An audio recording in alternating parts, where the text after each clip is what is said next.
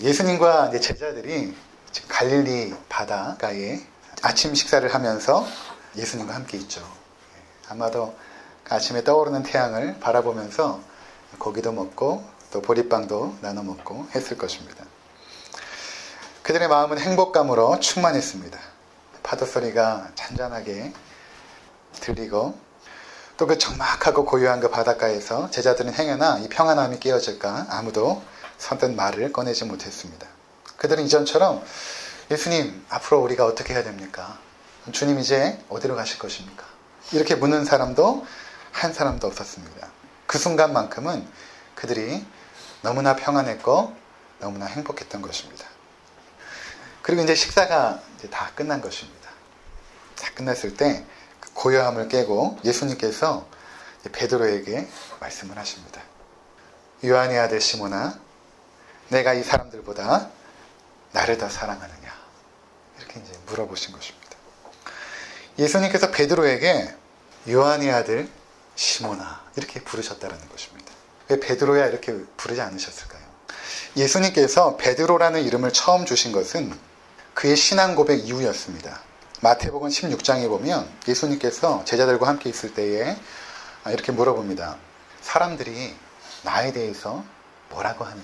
사람들이 인자에 대해서 뭐라고 하느냐? 라고 물어보니까 제자들이 이제 대답이 나오죠. 어떤 사람은 세례 요한이라고도 하고 또 어떤 사람은 엘리야라고도 하고 어떤 사람은 예레미야나 선지자 중에 한 사람이라고 말하고 있습니다. 그렇게 대답을 하자 예수님께서 그렇게 묻죠. 그럼 너희는 나를 누구라고 하느냐? 물어보십니다. 그때 베드로가 대답을 하죠. 주님은 그리스도시요 살아계신 하나님의 아들이십니다. 그때 예수님께서 그 베드로에게 이렇게 말씀하십니다. 바요나 시몬아 내가 복이 있도다. 이를 내게 알게 한 이는 혈육이 아니요 하늘에 계신 내 아버지시니라. 또 내가 내게 이르노니 너는 베드로라. 이렇게 이름을 지어주십니다. 너는 베드로라. 내가 이 반석 위에 내 교회를 세우리니 음부의 권세가 이기지 못하리라. 이 베드로라는 뜻이 반석이라는 뜻이거든요. 그래서 그 반석이라는 의미의 베드로라는 이름을 그때 지어주세요. 그때 예수님께서 그 베드로를 부르실 때에 뭐라고 불렀냐면 바요나 시몬아 이렇게 부르셨습니다. 이 바요나라는 것은 요나의 아들이라는 그 말을 히브리어적으로 표현한 것입니다. 이 바라는 것은 아들이고 요나라는 것은 요한이라는 의미의 히브리어입니다. 그러니까 바요나 시모나라고 한 것은 예수님께서 요한의 아들 시모나라고 부른 것과 똑같은 의미이죠. 요나 그리고 헬라어로는 요한이라는 이름이 나중에 이제 스코틀랜드로 넘어가게 되면 이안이라는 이름이 됩니다. 이안. 그래서 여러분들 뭐 외국 친구들 보면 이안이라는 친구들 많거든요. 요한이라는 이름입니다. 근데 이게 이제 미국으로 넘어가면 존이 되는 것이죠. 똑같은 요한이라는 이름인 것입니다. 그래서 그 당시에 요한이라는 이름은 굉장히 흔한 이름이었습니다. 우리나라의 김씨나 이씨처럼 굉장히 흔한 이름이었습니다. 그때 예수님께서 그 신앙 고백 전에 바요나 시모나 이렇게 이제 부르셨던 것입니다. 그렇다면 왜 지금 예수님은 베드로를 그 바뀐 이름으로 부르지 않고 바요나 시모나, 요한의 아들 시모나 이렇게 부르는 것일까요? 여러분들 그 가까운 사람들끼리의 호칭을 들어보면 서로의 관계가 어떤지를 대충 짐작이 됩니다. 그 우리나라 이름에는 성과 그 이름이 합쳐져 있지 않습니까? 외국은 결혼을 하면 남편 성을 따라갑니다. 우리나라는 성과 이름을 간직하고 있죠. 이 성이라는 것은 그 사람의 문화를 의미하고 이름이라는 것은 그 사람의 고유성 또는 정체성을 의미하죠. 그래서 우리가 성을 지어주진 않잖아요. 이름만 지어주죠, 부모님이. 그 사람이 내 자녀가 이렇게 살았으면 좋겠다. 이런 모습이었으면 좋겠다. 라고 이름을 지어주고 그 성이라는 것은 그 가족 대대로 내려오는 그 문화를 의미합니다. 그래서 간혹 가다가 이제 우리가 부부 사이일 때 성과 이름을 같이 부를 때는 주로 어떨 때입니까? 뭔가 부정적일 때. 그렇죠? 제 아내 김기현인데 김기현! 이렇게 부른 적이 저도 한 번도 없지만 결혼 이후에 그건 어떤 의미가 있냐면 넌 왜 아직도 결혼을 했는데 김씨로 남아있느냐, 이런 의미가 이제 거기 포함되어 있는 거죠. 결혼을 했으면 이제 심씨 문화에 함께 어울려야 되는데 왜 김씨 문화에 여전히 남아있느냐, 김기현 이렇게 부르는 거죠. 아이들도 말 안 들면 기수야 아이스야 이렇게 하다가 심이수 이렇게 이제 엄마가 너 왜 이렇게 아빠를 따라해, 이렇게 이제 되는 거 아닙니까? 이 호칭을 잘 보면 그 어떤 그 우리 마음의 상태들, 그 정서들이 이제 묻어나 있다라는 것입니다. 예수님께서 요한의 아들 시몬아라고 이렇게 부르신 것은 그 베드로의 정체성을 의미하는 것입니다. 그 베드로의 정체성이라는 것은 무엇인가 하면 언제든 예수님을 부인할 수 있는, 그것도 3번씩이나 부인할 수 있는 그러한 모습이라는 것을 지금 일깨워주고 있는 것입니다. 그 베드로의 사람됨, 그것을 지금 지적하고 있는 것입니다. 그러면서 이렇게 물으시죠. 내가 이 사람들보다 나를 더 사랑하느냐. 여기에서 이 사람들이라는 것은 거기에 이제 함께 7명이 모였지 않았습니까? 여기 있는 그 제자들보다 네가 나를 더 사랑하느냐, 이렇게 물으시는 것입니다. 그 베드로가 이 질문을 딱 받았을 때에 그는 요한복음 13장의 사건을 떠올렸을 것입니다. 요한복음 13장에 보면 예수님께서 그 다락방에 모여서 제자들의 발을 씻겨주시죠. 그리고 나서 이제 만찬을 합니다. 떡을 떼어주시고 또 포도주도 나누면서 이렇게 만찬을 하게 되죠. 우리가 최후의 만찬이라고 부르는 장면입니다. 그러더니 그 밤에 예수님께서 뭐라고 말씀하시냐면 나는 너희가 갈 수 없는 곳으로 앞으로 가게 될 것이다, 이렇게 말씀하십니다. 그랬더니 베드로가 이렇게 묻습니다. 주여 어디로 가시나이까? 라틴어로 커바디스 도미네, 이렇게 물어보죠. 커바디스 도미네, 주님 도대체 어디로 가신다라는 것입니까? 그러니까 예수님께서 베드로에게 이렇게 말씀하십니다. 내가 가는 곳에 지금은 네가 따라올 수 없으나 후에는 따라오리라. 그러니까 베드로가 말하죠. 주님, 내가 지금 어찌하여 따라갈 수 없나이까? 주를 위하여 목숨을 버리겠나이다. 거기 이제 12명의 제자들이 있었죠. 물론 거기에 가룟 유다는 이미 그 자리를 떠난 상태입니다. 11명의 제자들이 있는 상태에서 베드로가 예수님 앞에 주님을 위해서 목숨을 버리겠습니다. 주님을 따라가겠습니다. 그렇게 말했던 것입니다. 수제자였던 베드로는 모든 제자들 앞에서 자신이 예수님을 얼마나 사랑한지를 그렇게 이제 표현한 것입니다. 그러기에 지금 예수님께서 이렇게 물어본 것입니다. 부활하시고 나서 갈릴리 바다에 찾아오셔서 베드로에게 이렇게 물으신 것입니다. 네가 이 사람들보다 나를 더 사랑하느냐, 이렇게 물어보신 것입니다. 그러니까 이것은 지금 베드로 안에 있는 그 깊은 상처를 들춰내신 것이죠. 그때 내가 불과 몇 주 전에 내가 주님 앞에서 다른 사람들이 다 주를 버릴지라도 나는 주를 따라가고 주를 위하여 목숨까지 버리겠나이다 라고 고백했던, 그 사랑의 고백을 했던 그 베드로에게 주님께서 내가 정말로 이 사람들보다 나를 사랑하느냐, 이렇게 지금 묻고 계신 것입니다. 그러니까 베드로가 얼마나 마음이 아팠을까요? 베드로는 예수님을 3번씩이나 부인했던 것입니다. 그것도 저주하면서 부인했죠.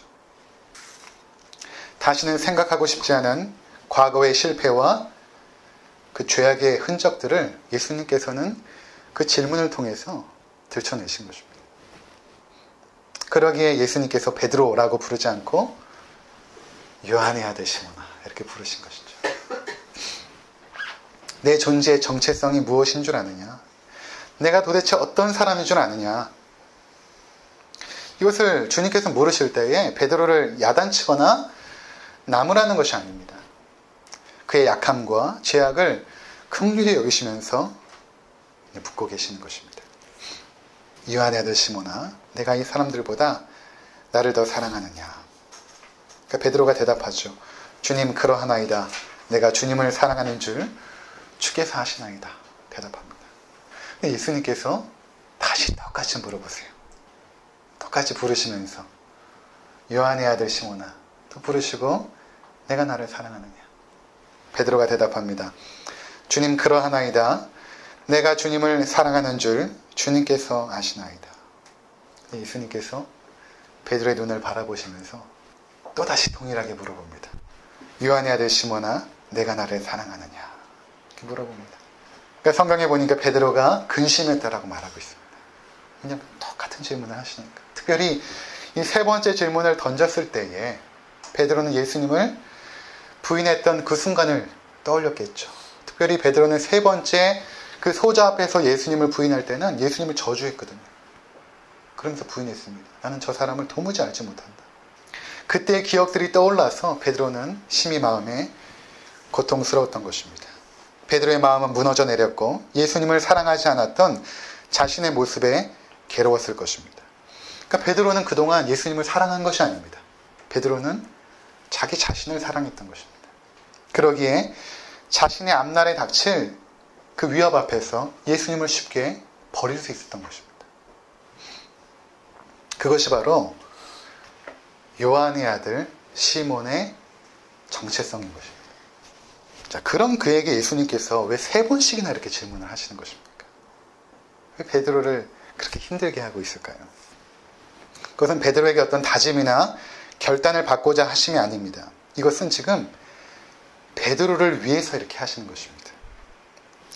자신의 실패와 연약함을 인정하고 그 과거의 상처에 머물러 있는 것이 아니라 그를 회복시키시고 변화시키시고 성장시키셔서 마침내 하나님의 사명을 감당하는 그러한 사도로서 세우기 위해서 예수님께서 지금 이러한 과정을 밟고 계시는 것입니다. 여러분, 항상 변화와 회복은 자신의 문제를 직면하는 것으로부터 시작이 됩니다. 나는 할 수 없다는 것, 나는 연약하다는 것, 그래서 누군가의 도움이 필요하다는 것을 인정할 때만이 비로소 변화할 수 있고 성장할 수 있는 것이죠. 그래서 하나님께서 우리에게 때로는 실패와 좌절을 허락해 주시는 것입니다. 그 속에서 내 자신이 어떠한 존재인지를 깨닫게 하시는 것이죠. 전에는 나도 좀 믿음이 괜찮고 이 정도의 인격이면 괜찮다라고 생각을 했는데 때로는 하나님께서 우리에게 우리의 그 믿음과 우리가 가진 그 인격의 그 밑바닥을 보게 하십니다. 그럴 때가 있지 않아요, 여러분? 우리에게 주어진 환경이나 상황이 문제가 아니었습니다. 내 앞에서 나를 힘들게 했던 그 사람이 문제가 아니었어요. 내가 문제인 것입니다. 내가. 그 상황과 사람을 인내하고 감당하지 못하는 내 믿음과 내 인격의 수준이 문제라는 것입니다. 그 속에서 때론 분노하기도 하고 행동으로 때론 말로 상처를 주기도 하죠. 그리고 돌아서서 생각합니다. 야, 내가 왜 이럴까? 여전히 변하지 않았구나. 여전히 죄인이고 여전히 연약하고 여전히 부족하구나. 내가 과연 하나님의 사람이 맞는가? 그 실패의 자리에 주님께서 찾아오시는 것입니다. 그 연약함의 자리에. 그리고 우리 이름을 부르시는 것이죠. 심지어 내가 나를 사랑하느냐? 이렇게 부르시는 것입니다. 무슨 의미입니까? 네가 나를 사랑한다고 했지. 그런데 너의 모습을 한번 봐라.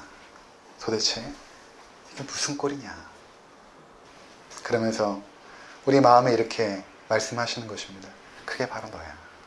그게 네 정체성이고 그게 너의 인격이고 그게 너의 믿음이야. 이렇게 깨닫게 하시는 것입니다. 그래도 우리는 대답하죠. 주님, 내가 주님을 사랑합니다. 이렇게 부족하고 넘어지고 실패하지만 그래도 주님을 사랑합니다. 하지만 여러분, 우리가 잘 보시면 주님을 사랑하는 존재가 되지 못합니다. 우리는 항상 자신을 먼저 사랑했습니다. 그렇잖아요. 내 옆에 있는 사람조차 사랑하지 못하잖아요. 내 자식조차도 사랑하지 못합니다. 내 형제조차도 사랑하지 못합니다. 그런데 보이지 않는 예수님을 사랑한다라고 고백하고 있어요. 보이지 않고 추상적인 존재니까 그렇게 막연하게 내가 믿고 있는 것입니다. 막연한 존재니까 내가 사랑한다라고 지금 착각하고 있는 거예요. 우린 예수님을 사랑하지 않습니다. 우리가 예수님을 사랑해서 결국 예수님이 원하는 삶을 살고 그러다가 하나님 나라에 가는 것이 아닙니다. 우린 처음부터 예수님을 사랑하지 않았어요. 누구를 사랑했습니까? 내 자신을 사랑했죠. 우리를 먼저 사랑하는 분은 예수님이셨습니다. 우리를 끌고 가는 분도 예수님이세요. 내가 따라가는 게 아니에요. 그분이 나를 붙잡고 가고 있는 것입니다. 그리고 마침내 하나님 나라에 세워주시는 것입니다. 내가 그 나라에 노력해서 가는 것이 결코 아닙니다. 주님께서 하시는 것입니다. 요한일서 4장 10절, 19절에 보면 이렇게 말씀하십니다. 사랑은 여기 있으니 우리가 하나님을 사랑한 것이 아니요 하나님이 우리를 사랑하사 우리 죄를 속하기 위하여 화목제물로 그 아들을 보내셨습니다. 우리가 사랑함은 그가 먼저 우리를 사랑하셨습니다. 따라서 예수님께서 3번씩이나 내가 나를 사랑하냐고 물으신 것은 요한의 아들 시몬은 결코 예수님을 사랑할 수 없는 존재라는 것을 역설적으로 드러내는 것입니다. 그러면서 결국 네가 나를 사랑하는 것이 아니라 내가 너를 사랑하고 내가 너를 붙잡고 가겠다라는 예수님의 완벽한 사랑의 고백인 것입니다. 그래서 3번씩 물으신 거예요. 로마서 8장 38절과 39절에 보면 이렇게 말씀하십니다. 내가 확신하노니 사망이나 생명이나 천사들이나 권세자들이나 현재일이나 장래일이나 능력이나 높음이나 깊음이나 다른 어떤 피조물이라도 우리를 우리 주 그리스도 예수 안에 있는 하나님의 사랑에서 끊을 수 없으리라. 그리고 나서 예수님께서 베드로에게 사명을 주시죠. 내 양을 치라. 내 양을 먹이라. 이렇게 말씀하십니다. 목양의 사명을 주시는 것입니다. 그럼 내 양이 누굽니까? 예수님의 양.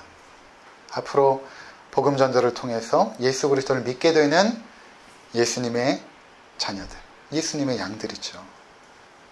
예수님의 양이라는 것은 예수님의 소유인 그의 백성들입니다. 저는 예수님께서 우리를 내 양이라고 하신 것이 참 은혜가 됩니다. 내 양을 먹이라. 우리가 정말 아끼고 소중히 생각하는 것을 내 거야 라고 말하지 않습니까? 내 거야. 이건 내 거야. 예수님께서 지금 그분의 자녀들을 내 양, 나의 소유라고 지금 부르고 있는 것입니다. 그들을 네가 돌봐라 라는 것입니다.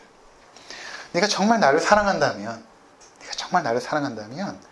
내 양을 돌보라 말씀하시는 것입니다. 이것은 주님을 사랑하는 그 사랑의 방향이 예수님의 양에게 흘러가야 함을 의미하는 것입니다.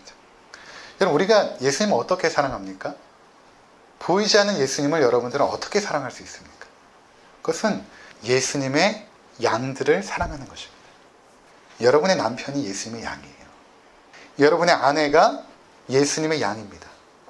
나의 형, 누나, 언니, 오빠가 예수님의 양이에요. 내 동생이 예수님의 양이에요. 그들을 돌보라는 것입니다. 네가 정말 나를 사랑하냐? 그러면 그들을 돌봐라. 이것이 예수님을 사랑하는 우리의 표현입니다. 우리는 막연한 것을 사랑할 수 있어요. 그 사랑의 존재가 막연한 대상일 때는 원수까지도 사랑합니다. 저는 김일성 사랑할 수 있거든요. 허상이죠. 우리가 내 곁에 가까운 사람을 사랑하지 않으면 예수님에 대한 사랑은 다 허상입니다. 그냥 그렇게 막연하게 믿고 있는 거예요. 요한일서 4장 20절에 이렇게 말씀하십니다. 누구든지 하나님을 사랑하노라 하고 그 형제를 미워하면 이는 거짓말하는 자니 보는 바 그 형제를 사랑하지 아니하는 자는 보지 못하는 바 하나님을 사랑할 수 없느니라. 우리가 이 계명을 주께 받았으니 하나님을 사랑하는 자는 또한 그 형제를 사랑할지니라. 여러분, 주님께서 원하시는 것이 우리가 다 선교사가 되고 목사가 되는 것이 아닙니다. 주님의 은혜를 처음 받고 막 그런 결단을 하잖아요. 내가 주님을 위해서 내가 복음 전하는 자가 되겠습니다. 내가 주님을 위해서 평생 헌신하겠습니다. 막 그렇지 않습니까? 그 사랑에 막 불타서. 근데 주님께서 우리에게 주시는 사명은 그렇게 거창하지 않습니다. 한국교회가 급성장하면서 경제개발, 그리고 특별히 미국의 자본주의가 막 들어오면서 무한 경쟁사회 속에서 교회도 그 물결에 휩쓸려서 뭐 지금도 그렇지만 비전이다 막 이렇게 제시하고 때론 예배 시간에 외치기도 하고, 저도 많이 했거든요. 막 이렇게 주먹씩 막 이렇게 비전도 외치고 몇 명 전도하자 막 외치기도 하고, 가끔 제가 그런 생각했어요. 그렇게 하면서 여기가 교회인가 보험회사인가 그런 생각할 때 있었거든요. 마치 교회가 비전병에 걸린 것처럼 막 흘러갈 때가 있었죠.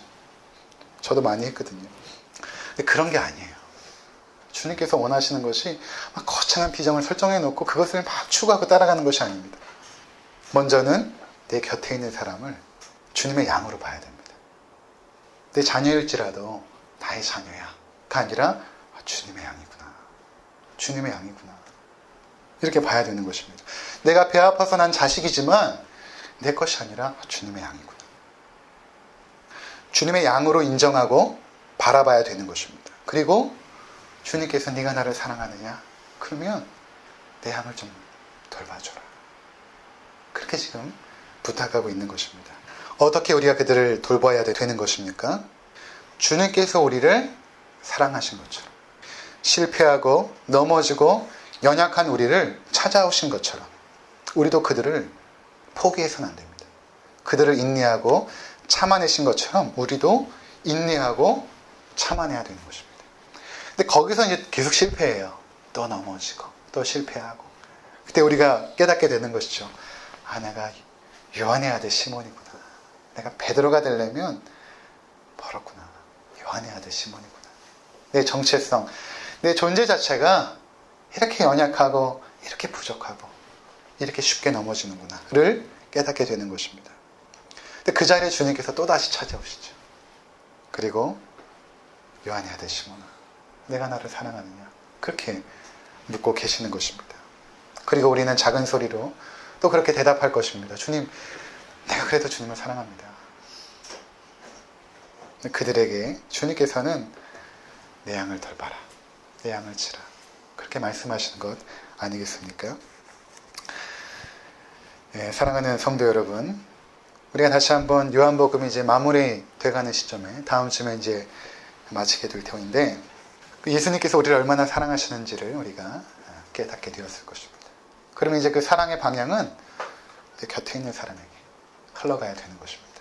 거기서 넘어지고 좌절할지라도 주님을 사랑하는 그 마음으로 다시 일어나셔서 베드로처럼 고백하시고 그 사명의 길로 걸어가시는 우리 모두가 되시기를 주의 이름으로 축원을 드립니다. 기도하시겠습니다.